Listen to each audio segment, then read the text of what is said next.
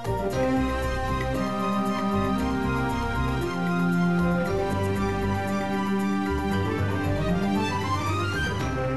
is Igal Hecht. He's a producer and filmmaker with Chutzpah Productions. Welcome to the show, Igal. Thank you, Howard. How did you get to be a filmmaker? You know, 10 out of 100 kids want to be filmmakers. How did you end up in this situation? Well, I basically went to Humber College straight out of high school. I always was interested in film, storytelling.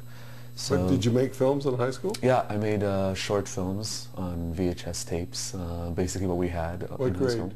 From grade 10 onwards. So you were you took film courses in high school? Well, not exactly film courses, something like video courses, but yeah, something along those lines where we got to play with videotapes and with cameras, and then I went to community television and volunteered there for about 3-4 years. So you really always knew you wanted to make...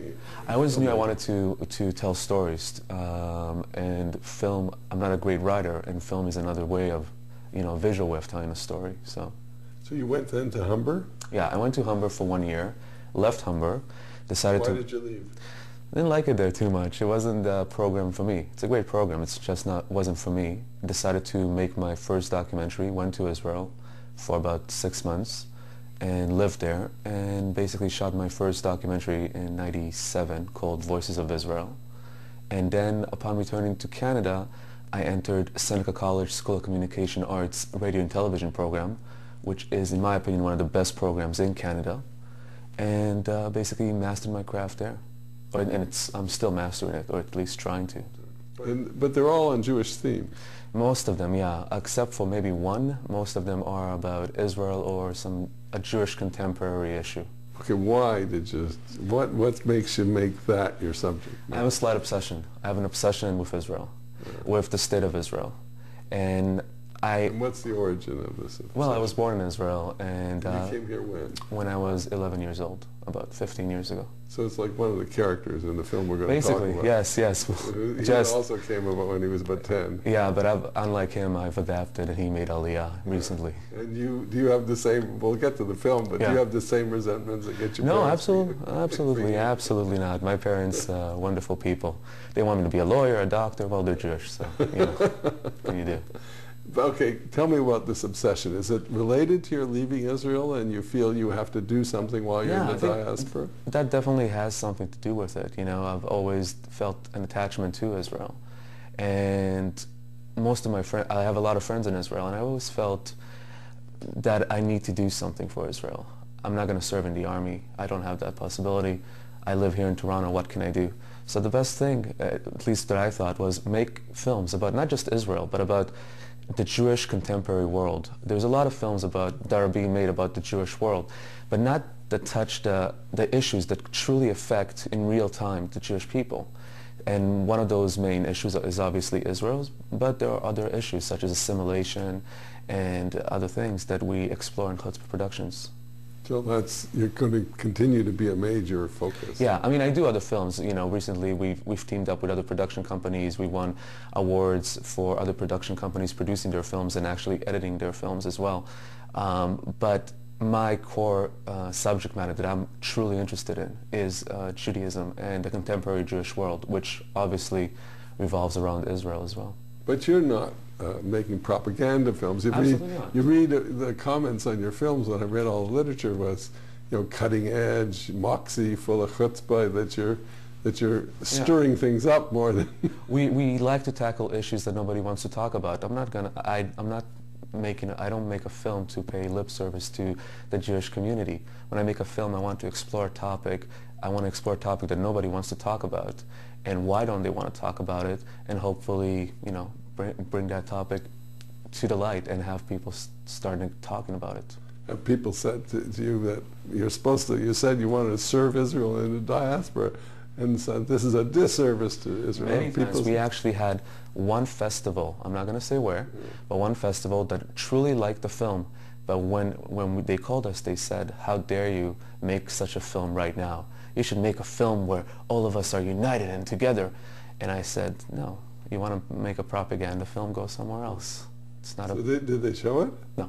They didn't show it. They didn't show it. That's okay. Yeah, give us an introduction to the film Yid.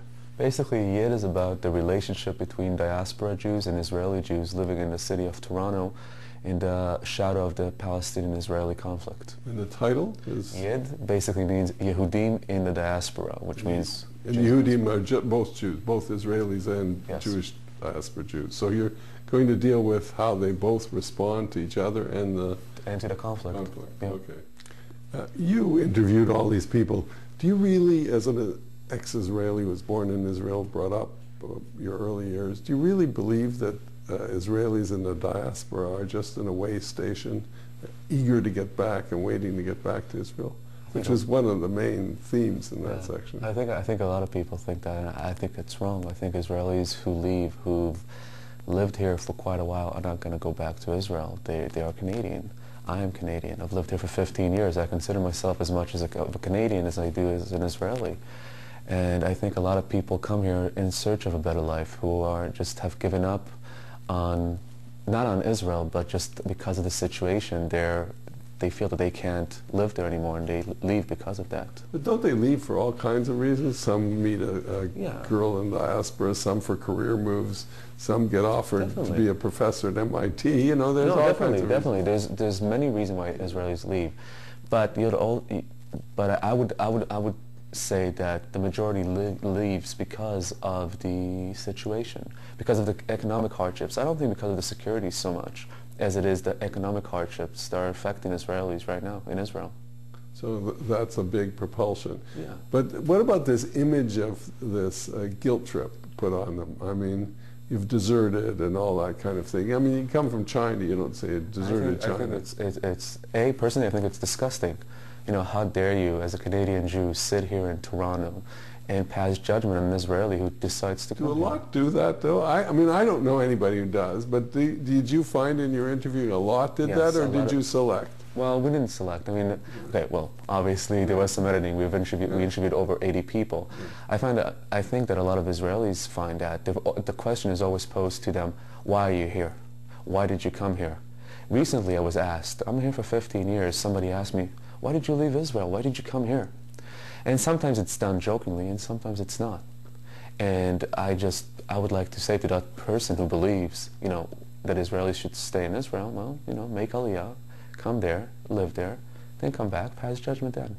Well, what I find interesting is how Canadian Jews are Canadians and Israeli Jews are Israelis. You know, it's really cultural differences. Even though that, you know, you can't box everyone in the same characteristics. That's right. But at the same time, I mean, you have Israelis such as myself, such as Ron, the co-producer, and others who've lived here for such a long time. And are we really that typical Israeli? I don't think we are, except people assume we are. As soon as I start talking loudly, in an argument or something like that, oh, there you go, you're an Israeli, you're screaming, you're being loud. But I talk loudly, and they just say then, well, you're being a Jew. So you get it either way. True. You know, so that, but look, I mean, Moshe, who's worked on this program as an Israeli, talks very softly. He's a very gentle guy. So I think you get him in all types. But there is the factor. I mean, I know when my wife first went to Israel, and the experience in the supermarket of the pushiness, and she never experienced it, was really jostled her. Well, because life progresses there from a minute to the next. I mean, you don't know whether you're gonna be alive the next minute. It's true. It's sad. It's really sad, and that's why people are pushed. People are somewhat loud, not loud in a bad way, just aggressive. They try to get ahead. They try to kind of move life faster. They live in a faster speed than we do. And there's also, they're brought up more to be prepared for risk and for action and movement, whereas Canadians are security minded and keep your kids safe. And that's right. So when they come here, it's hard for them to adjust. But I think there is a stereotype of Israelis in the city, and I think it's a wrong stereotype, because Israelis contribute a lot to the Jewish community in this city, and they should. And if they let them contribute, if the established community lets them contribute, we'll be more united as a community.